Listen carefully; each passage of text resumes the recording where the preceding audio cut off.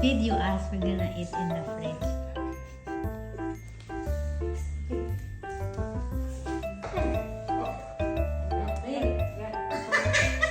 Oh my God.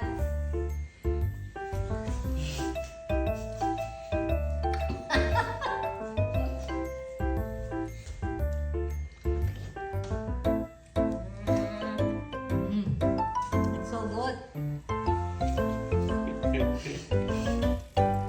Jab, the watermelon is dripping.